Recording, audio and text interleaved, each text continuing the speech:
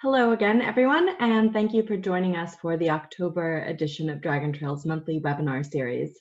Today, we'll be talking about responsible tourism from China. As the #1 outbound tourism market in the world, China is obviously crucial to the discussion about responsible and sustainable tourism, its impact on the environment, animals, and local communities, and how tourism can bring benefits rather than harm to these areas. For those of you who have not heard from me before, my name is Sienna Cook, and I'm Associate Director of Communications at Dragon Trail Interactive.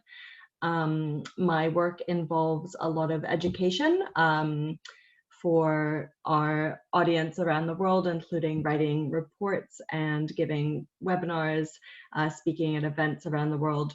I'm also co-author of the book, China, the Future of Travel, which is available to download for free from our website, the Dragon Trail website, as well as chinafutureoftravel.com.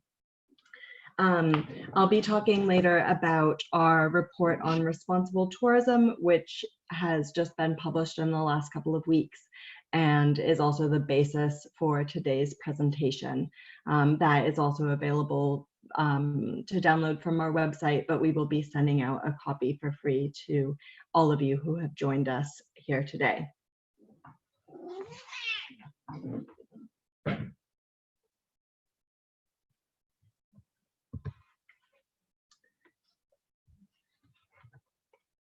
Dragon Trail Interactive is a digital marketing agency that focuses entirely on outbound tourism from China. We work with brands throughout the tourism industry, including tourism boards, airlines, hotels, museums, and other businesses to help them to use digital tools and solutions to attract Chinese tourists and also to do B2B marketing and training with the Chinese travel trade. The company is headquartered in Beijing. We also have offices in Shanghai and Xi'an and international offices in London, where I'm based, as well as in Lexington in the US. We work with clients all over the world on every continent except for Antarctica. So on today's agenda, I'll first be outlining some of the key focus areas that are relating to responsible and sustainable tourism from China, and then moving on to offer practical suggestions for promoting responsible and sustainable tourism to Chinese outbound travelers, as well as when working with the Chinese travel trade. We'll finish up today by talking about some very positive initiatives that are happening in China and with the involvement of Chinese companies to help educate consumers about issues of environmental responsibility and sustainable tourism. And at the end of today's webinar session, we'll open it up to Q&A if you have questions. At the end, you can ask the questions actually at any time during the webinar, but please do so using the Q&A button, which you should see on your Zoom control panel, and not through the chat. And this is because by using the Q&A button, I'll be able to easily see and answer the questions after the webinar. And in the chat, they tend to get a little bit lost. So I'll address all the questions at the end. I already mentioned that after today's webinar, we'll be sending out a copy of our report on responsible tourism from China to all attendees today. We'll also be sending out all of the slides, a PDF copy of the slides from today's presentation, and a link to the recorded webinar so you can review that and share it with colleagues who perhaps couldn't attend today's webinar and you think might be interested in the content. So we'll start off just by talking about the overall picture of China and responsible tourism. So obviously, a lot of work is needed to raise awareness and change behaviors in tourism in general and for the Chinese market. Although we do believe that Chinese consumers have an interest in sustainability and a willingness to adopt responsible habits. So there's just a real need for education in this area to make sure that we're helping consumers to know what to do the right thing. Obviously, China is extremely important. As I mentioned before, it's the biggest outbound tourism market in the world. And according to forecasts by the China Outbound Tourism Research Institute, the market has the potential to grow to up to 400 million outbound trips per year by 2030. And that's just taking an estimate of 8 to 9% growth every year from now on. And we reach 400 million outbound trips per year by 2030. This also means that there will be not only many more travelers all around the world, but lots of new travelers who don't necessarily have international travel experience, as at present only around 9% of Chinese tourists have passports. So it means a lot of new travelers, and these new travelers especially may need to have some education about responsible tourism practices and how to respect local environment, local wildlife, and local communities as well.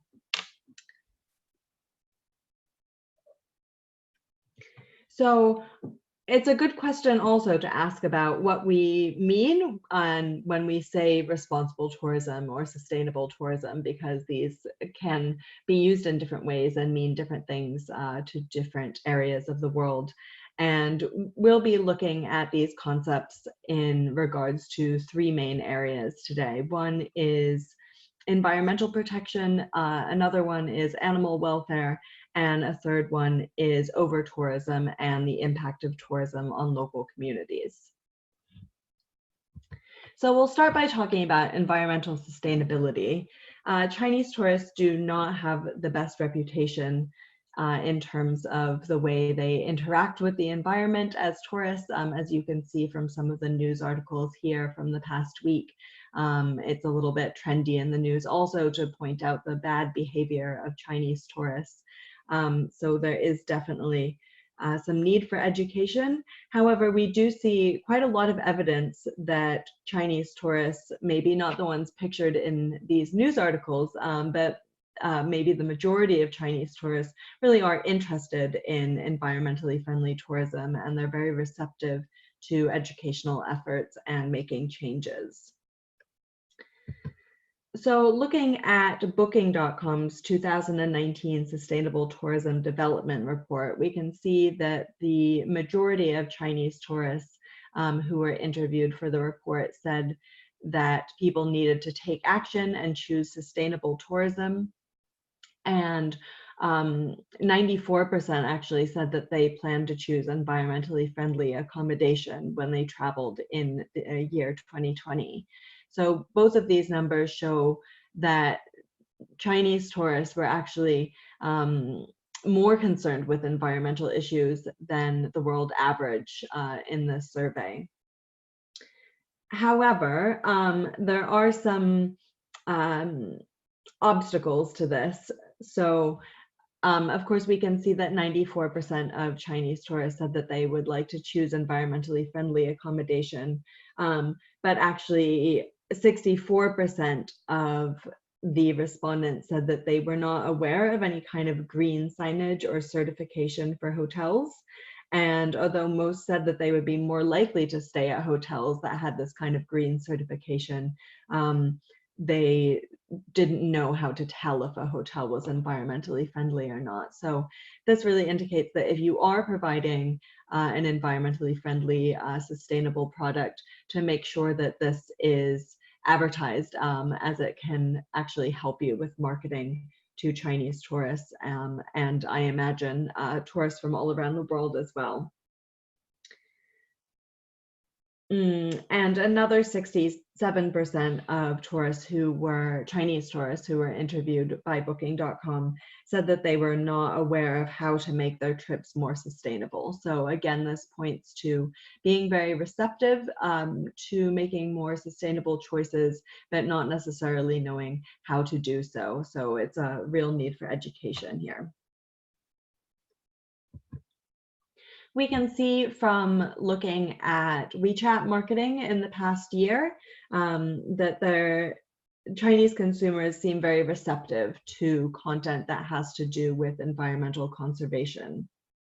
Dragon Trail, for those who don't know, we track WeChat rankings for tourism brands every week and have been doing so for almost 3 years now. We actually just published our Q3 2019 report on WeChat rankings a couple of hours ago on our website, so you can find lots more information there about the kinds of themes that are especially popular for WeChat marketing among different kinds of categories.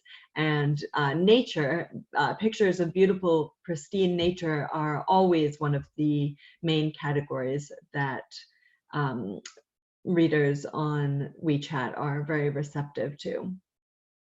So in the past year, we can see a number of examples of tourism brands on WeChat that have posted articles about environmental issues and sustainable tourism, and have got a very positive response and views that are well above average for the kind of content that those tourism brands put out.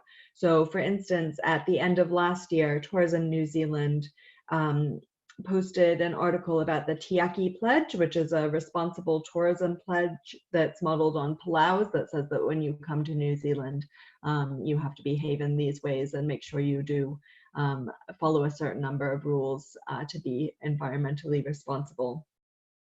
That post got 45% more views than New Zealand's average views per post for that quarter. And we can see that for other brands too. So for instance, when the island of Boracay had been closed for 6 months because they needed to do a lot of cleanup because of environmental degradation. And it reopened at the end of last year with some very strict new rules about recycling and behaviors that you cannot do on the beach, for example.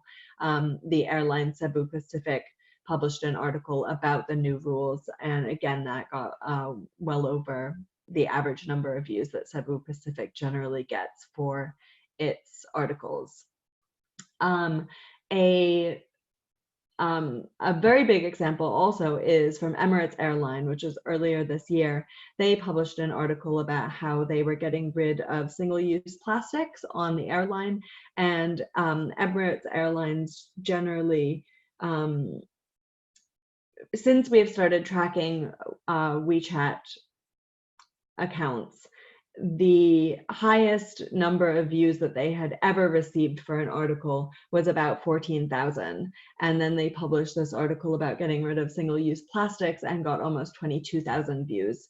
So we can see that it is something that people are very interested in. Of course, it's easy to be a little bit cynical about airlines, who are obviously huge contributors to the carbon footprint of the world, posting about environmentally friendly topics. But the point is that writing about these topics gets a very good response on WeChat, and it shows that consumers are very receptive and would like to read more and support businesses that are making positive changes and learn more about what they can do as well to be responsible. The next topic to talk about is animal welfare. And this is an area where there has been a lot of work done within China about educating the Chinese public with some very good results. However, a lot more education still needs to be done when it comes to outbound tourism. So China actually banned the import of ivory in 2017, and since then, according to a survey by the World Wildlife Foundation, the percentage of Chinese who said that they would not buy ivory jumped from 50% to 72% just within 9 months. So obviously this ban has had an impact on Chinese people within China. However, the bad news is that Chinese outbound tourists are now actually more likely to buy ivory when they travel abroad than they were before. And there are even some reports that tourists are being encouraged by their tour guides to buy ivory products when they visit countries in Southeast Asia, particularly Thailand. Chinese are also one of the key demographic audience groups for attractions that feature captive wildlife, such as trained dolphins or elephant trekking, or the kinds of attractions where you take photos with tigers that are often mistreated or drugged. So these are all areas where there is really a lot of need for education to be done. However, some education is already being done in China, so it's a start, and we can start to see some positive results here. So there has been particularly a lot of campaigning done about the treatment of elephants and ivory. You can see an example here on the left of an ad campaign that has been going on for a few years in China that talks about how you shouldn't buy ivory, and this features a number of different Chinese celebrities all stating about how they wouldn't buy ivory products, and these ads can be seen on the subway and buses all across China. And the comments that we can see on Chinese social media platforms like Weibo to this ad campaign are very positive.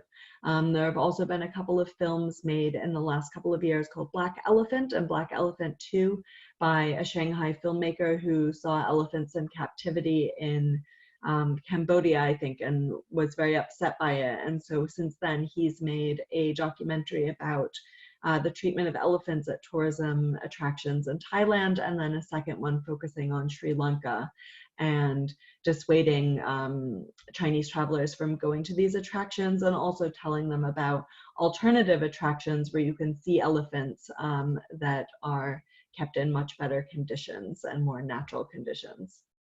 We can also see from research done by the World Animal Protection Organization in China that the numbers of Chinese tourists who ride elephants and watch elephant shows in Thailand has been decreasing in the past couple of years. And research by World Animal Protection China also shows that Chinese millennials, so the younger generations, are more aware of these issues and have a higher opposition to tourism products that bring harm to animals in any way.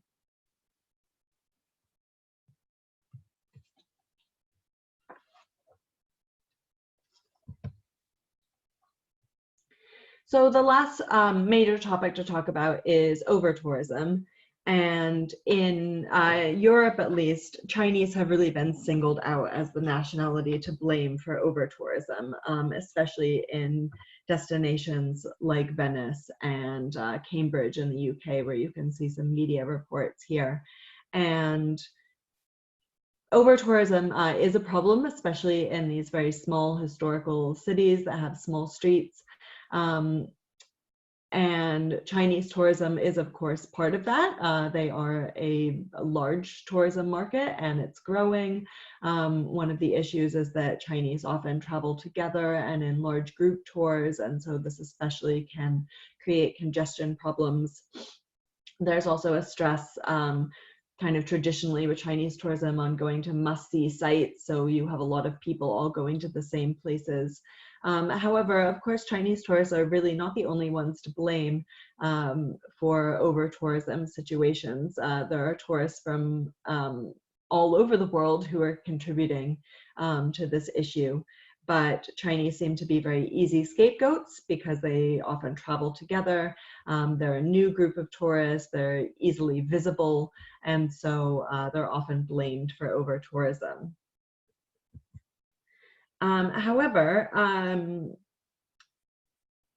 China actually can in some ways contribute less to over-tourism than other nationalities can. And one of the ways in which Chinese tourism can help you to spread tourism throughout the year and to different seasons so that you can avoid such problems of over-tourism is that Chinese have a very different holiday calendar than people in Western countries do.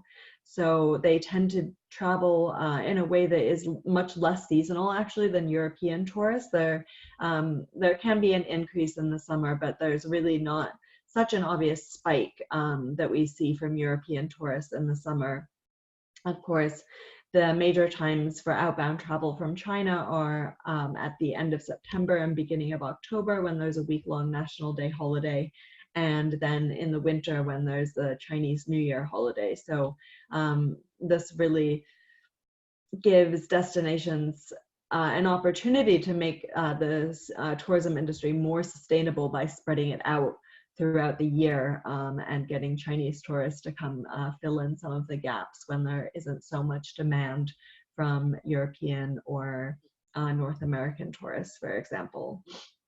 Of course, one of the issues with Chinese tourism and over-tourism is these big tour groups of maybe 50 people who all come together in a group, and this can really strain a small condensed city like Cambridge or Venice.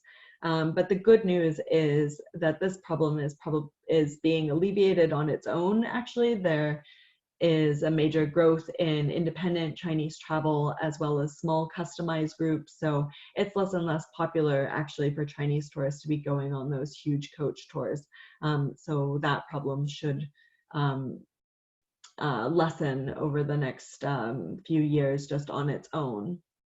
There is also growth in self-driving and train travel as Chinese start to travel in smaller groups and don't necessarily take big buses altogether.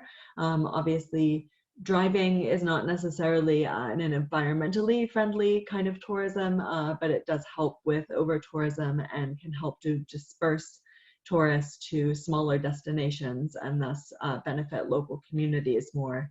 And with the rise of electric cars, that could be environmentally sustainable as well. Train travel is something that has become much more popular just in recent years. And actually, C-Trip reported that they had a 60% growth in train ticket sales for Europe for this October holiday, just past a couple of weeks ago, compared to the October holiday in 2018. So that was 60% growth in Europe, but they saw even more growth in train ticket sales for Japan. So this is a very positive kind of development. Another way that Chinese outbound tourism can actually help to alleviate over-tourism and bring travelers to different destinations is that some Chinese travelers will have different interests from other markets. And we can see a trend of more and more Chinese traveling to explore their own personal interests, and their own personal interests might be different from those of Europeans. So an example here is in the Canary Islands in Spain.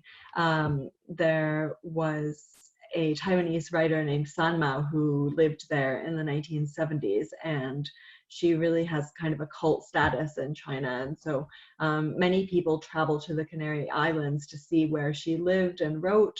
And the Spanish National Tourism Board has been able to promote this. So it's traveling to destinations that, I mean, many Europeans or North Americans may never have heard of San Mao, but she's very popular in China. And so it helps those kinds of communities to attract tourists.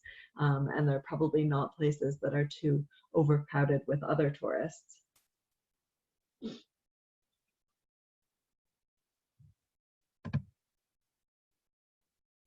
So moving on now to talk about some practical tips and strategies that you can use to promote sustainable and responsible tourism from China, addressing these three areas of environmental protection, animal welfare, and over-tourism. Since we've just discussed over-tourism as a problem, we'll start by talking about some of the solutions with over-tourism. So as I mentioned recently, Chinese outbound tourism offers a good opportunity to promote the off-season for different destinations, and this is because of the Chinese public holiday calendar. There's also interest among Chinese tourists in traveling around Christmas time and doing Christmas tourism.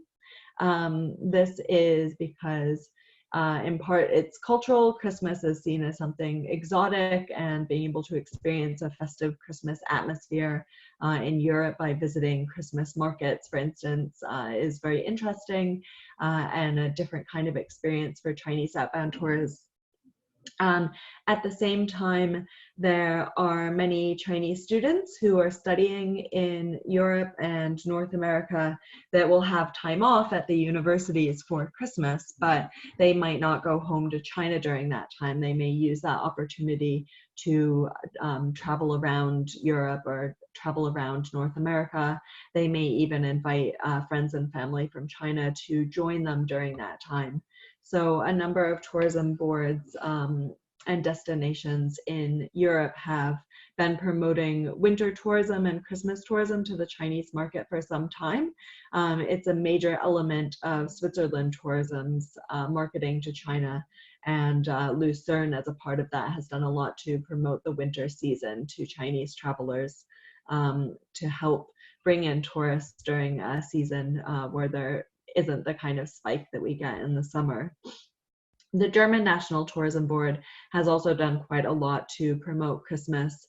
You can see a Christmas guide that they published on WeChat that offers a route around Germany, visiting various towns all around the country and telling people about the Christmas specialties in those towns and cities. So that's another way of kind of dispersing Chinese tourists throughout the country and not just visiting Berlin and a couple of the other major cities, but really seeing more of Germany. So this brings us also to the topic of geographic dispersal. And destinations can use digital marketing to help Chinese travelers get off the beaten track, which is something that independent Chinese travelers are very interested in doing, actually, but they need the resources to help them do that. And they can visit less visited destinations.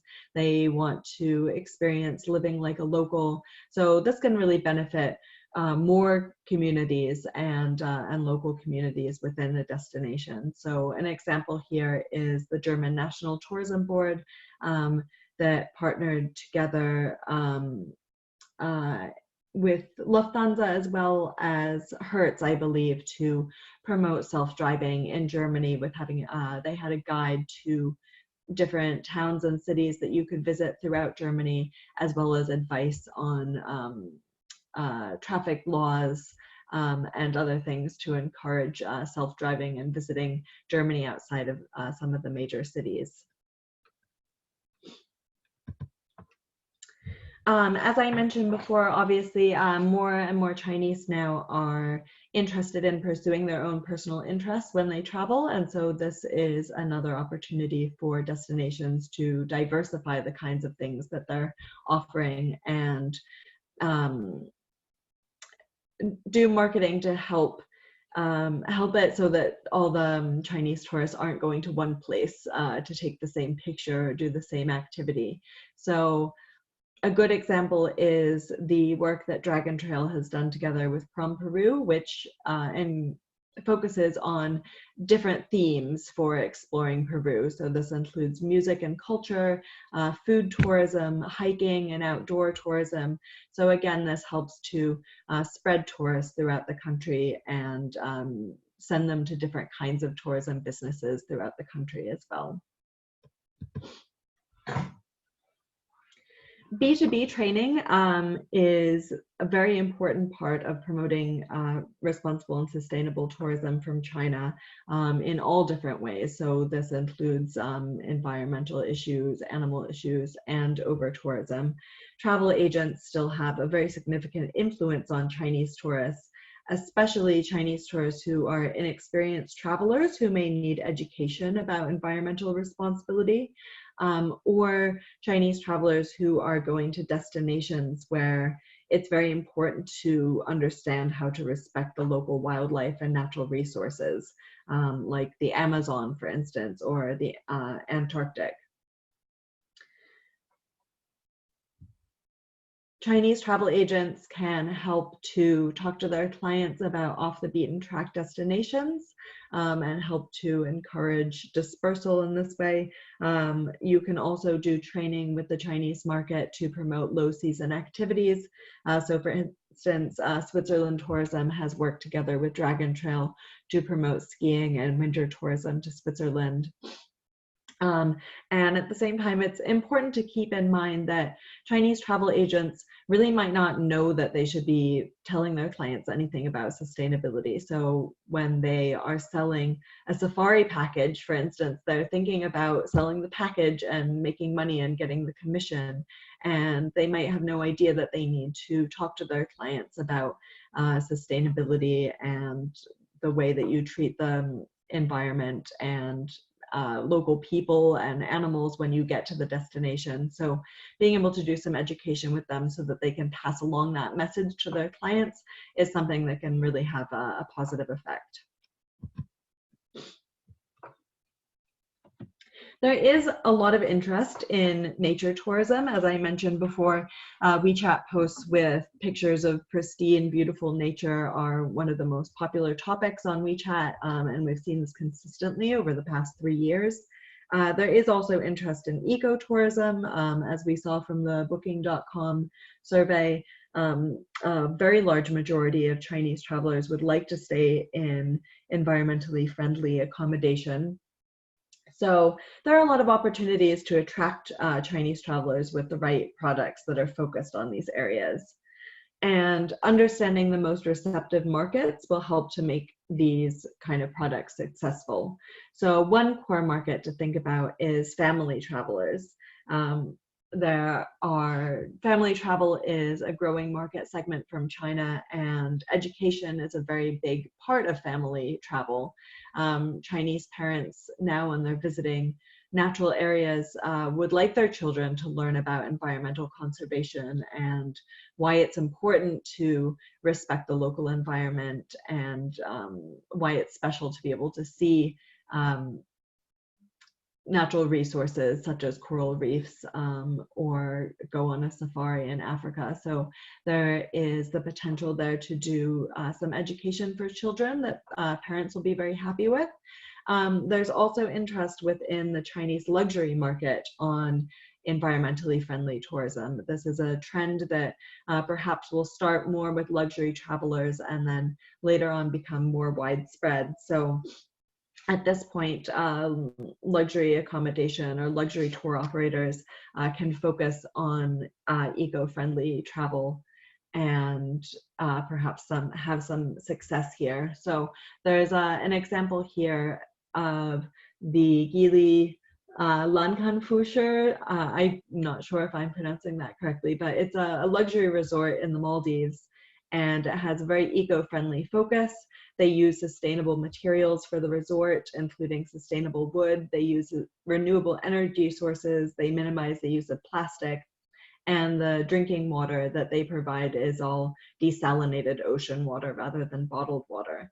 They have an excellent Chinese website aimed at a very high-end clientele, and lots of information about environmental protection and what the resort is doing to promote that on the Chinese website. This is not the only kind of luxury eco-friendly resort that's out there too, trying to attract the high end of Chinese outbound tourists. So it's a very positive beginning. And on the right hand side is just an example of a eco-friendly tour of Africa, especially to see African wildlife, on Kaisa Travel, which is one of the largest travel agencies in China. There are also some notable examples of KOLs, so key opinion leaders, who are promoting responsible tourism and wildlife protection. These examples especially focus on Africa. So Jiang Yiyan is a Chinese actress and also a photographer who is very involved in environmental issues, especially animal conservation in Africa. She filmed a documentary with Wild Aid about the last male white rhino, who died in Kenya in 2018. And this summer, she also delivered a very moving speech at TEDx Suzhou in Chinese about her experience with meeting the last white rhino and the importance of conservation and environmental protection. She has also done some work with the African Wildlife Foundation, which is a foundation that we'll talk more about later in terms of their work with education in China. Another Chinese celebrity who has been involved in talking about animal protection is Zhu Long. He is an actor who is on the cover of the October issue of Condé Nast Traveler in China. The photo here is of his trip to Namibia, which he did to talk about animal conservation, especially rhinoceros protection. And they filmed a video together too, which has received thousands and thousands of views on Weibo. And one of the reasons that we see both of these Chinese celebrities focusing on rhinos is that there is still a problem with rhino poaching in China, because rhinoceros horn is thought to, if you grind it down, it's thought to be something that can help with male virility. So of course there's no scientific backing behind this at all, but unfortunately this belief supports a market for rhinoceros horns. So that's why in China especially you see celebrities trying to promote rhinoceros protection and raise awareness about this issue. I mentioned earlier about education through tourism that could be aimed at family travelers and educating children, but tourism is really a great opportunity to educate travelers of any kind of age about environmental protection and what they can do. And we can see this especially in tourism to the Arctic and Antarctic area. Actually, all visitors to Antarctica are required by the International Association of Antarctica Tour Operators to undergo mandatory training on how to respect local flora and fauna. And many cruises to Antarctica educate passengers about issues of environmental responsibility. China is actually already the #2 market to Antarctica, so that's quite important. We can see here on the right-hand side is an example from Kaisa, the big travel agency in China for an Antarctic tour, where actually the marketing for the tour talks a lot about education and how you'll be learning from the experts about ecological issues and how to protect the environment. So it's something that they're using in their marketing. Kaisa's tours to the Peruvian Amazon are also marketed as being an ecological research destination. So adults are also interested in tourism that can help them learn something and help them learn about the world and animals, flora and fauna, and how to conserve these things. On the left-hand side is some example shots from Poseidon Expeditions. This is an adventure cruise company that operates cruises to the Arctic and Antarctic. And at the very beginning of their Chinese language brochure, they talk about protecting the environment. And within the brochure, in the information they give on the kind of services that you get on board their cruises, one of the things that they feature prominently is education and how you'll have a chance to learn from the experts about issues such as global warming and the local animals in Antarctica and the Arctic.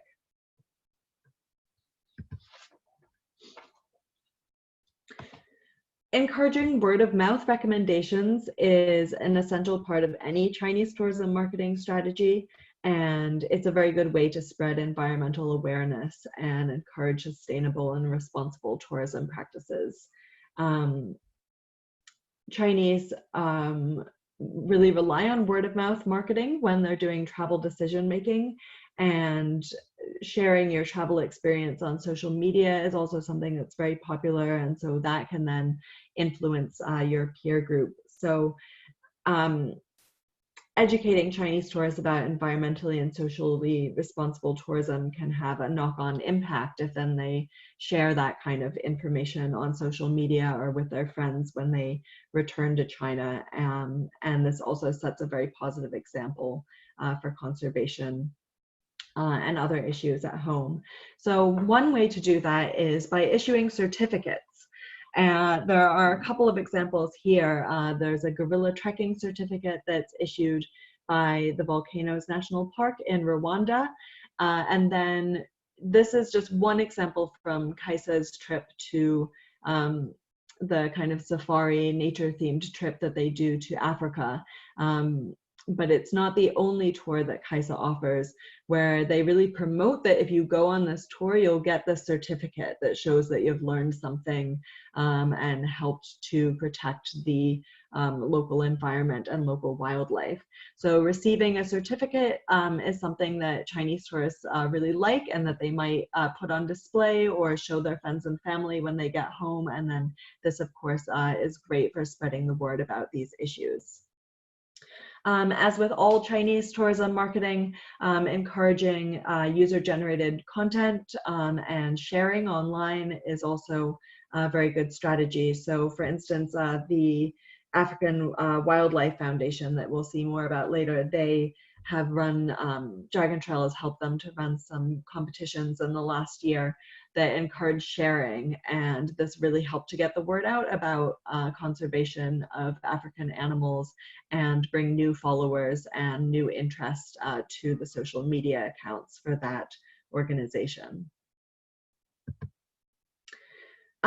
Finally, as the last kind of tip would be to work in partnerships if you can. If you can partner with organizations, either big international organizations or the Chinese branches of organizations, or even just local Chinese organizations, this can really help you to increase the scale, budget, and impact of any campaigns that are focused on promoting sustainability and environmental responsibility. So now I'd like to give a few examples of from China about Chinese organizations and other kinds of education campaigns that are going on in China that have been successful. So first, Ctrip is China's leading online travel agency, and since 2017, they've been involved in a number of partnerships and initiatives to reduce waste, encourage more environmentally sustainable tourism as well. They've partnered together with the World Wildlife Foundation as well as the UNDP. They've partnered with travel brands, including tourism boards, airlines, and hotels to reduce waste. Last year, they worked together with Toronto Tourism and China Southern Airlines to distribute reusable cups to all travelers who were going on China Southern Airlines to Toronto with Ctrip, so that those travelers wouldn't have to use single-use plastic cups during their trips. And most Ctrip also in 2008 launched a plogging event. Plogging is an activity where you go jogging, but you also pick up litter at the same time. And they sponsored a plogging event in 10 cities in China, Japan, and Thailand. And participants could sign up for that using the Ctrip app or the Ctrip Virtual Tour Manager mini program. And then most recently, Ctrip has joined the new global sustainable travel initiative called Travelist. Chongyo, or QYER, is one of the biggest travel websites, travel review websites, and travel websites for independent travelers in China. Since 2009, Chongyo has been publishing professionally written and free to download guides, which are called Q guides. And they actually have more than 600 guides that are available to download from the Chongyo website right now, around half of which focus on outbound travel. And in addition to destination guides, they also publish themed guides, including guides to cycling tourism, solo female travel, duty-free shopping, and many other topics. In 2018, they published a 64-page responsible travel guide, which is available via the Chongyu website app, the app, the Q Guide app, and Chongyu's WeChat mini program. And this guide includes tips on responsible travel generally, as well as specific area guides. So topics of responsible travel that you need to know for going to certain European countries or certain African countries, for instance. And there is a significant amount of cultural information in the responsible travel guide, things to know so that you don't offend local people, for instance. And they also include a lot of environmentally responsible tourism tips and advice on sustainable transportation, and also ways that you can volunteer and help local communities when you travel. Then there's the African Wildlife Foundation, which I mentioned some of their activities before. This is an international organization, and Dragon Trail provides them with pro bono marketing work. We've worked with them in 2017. We did a big campaign to help the AWF to partner with local companies and media within China. So these included a bakery that's popular in China, a chain called Bread Talk, which they had something called leopard bread, and we tied that into an educational campaign about saving leopards. Another partnership with a Chinese phone brand called Gioni, where the phone lock screens featured pictures of endangered African animals as well as information about them, and this really helped to drive more followers to the AWF's social media accounts. We've also done some media partnerships with them too, with Human and Nature magazine in China. More recently in 2018, Dragon Trail has also done a lot of work on Weibo and WeChat for AWF, working with the actress that I mentioned earlier, Jiang Yiyan, who promotes protection of African wildlife, as well as offline events such as the Save African Endangered Species event that happened at the Beijing Zoo, and running competitions where you could win small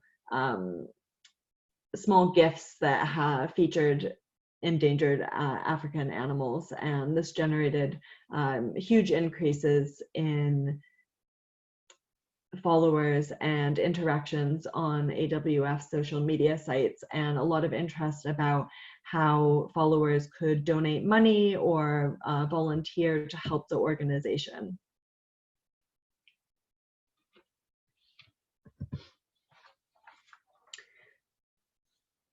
So if you want to find even more information about responsible tourism from China, as I mentioned, we published our Responsible Tourism from China report a couple of weeks ago. And this report, like our webinar, focuses on the key focus areas relating to responsible and sustainable tourism, as well as practical suggestions and case studies. So we will be sending out a PDF copy of this report to all of you who attended today's webinar. But if you have colleagues who might also be interested in getting a copy themselves, they can email us at communications@dragontrail.com. We will also have already started to publish sections from this report in installments on our blog, so you can see more images and some more details there as well. Of course, for those who don't already know the Dragon Trail website, we have lots more resources there, not just on responsible tourism, but on many different trends in Chinese outbound tourism and tourism marketing, as well as information on our services and more case studies of our work. You can also go to our website to sign up for our monthly newsletter, which has all of the biggest news stories about developments in Chinese outbound tourism, and you'll also get invitations to our monthly webinars and find out more about offline events that we're doing around the world as well. Speaking of offline events, if anyone will be attending WTM London at the beginning of November, the Dragon Trail team will be there and is available for meetings. And we're also running an event on the morning of Wednesday, the 6th of November, together with PATA, the Pacific Asian Tourism Association, with a keynote speech about recent developments in Chinese outbound tourism, as well as a panel discussion that will focus specifically on customization and personalization in Chinese outbound tourism. As I think I mentioned before about the book, China, the Future of Travel, this is a completely updated handbook to Chinese outbound tourism and the Chinese travel industry that was published in May and is available for free as well. If you can email us or go to chinafutureoftravel.com to fill out the form there to request your free electronic copy if you don't have that already.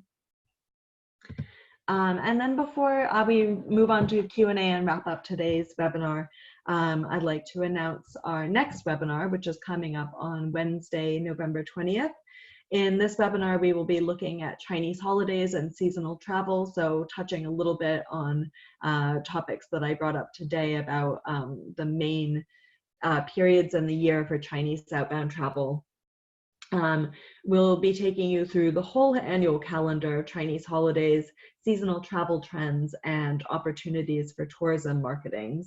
The webinar will also include an overview of Chinese outbound tourism data from the October National Day holiday period, or Golden Week, which just happened at the beginning of this month. So we'll be looking at the arrival trends and spending trends for this year's October holiday, and also present quite a lot of case studies and practical examples of some of the best and most successful Chinese holiday campaigns by travel brands, including destinations, airlines, and retailers. So that more information about that webinar and registration is available on our website, as well as the link here that's on the screen. And as I mentioned before, I will be sharing the PDF of today's presentation with everyone, probably sending that out tomorrow. So you'll have all of the information from the presentation today, as well as the links. So I'm open now for Q&A if anyone has any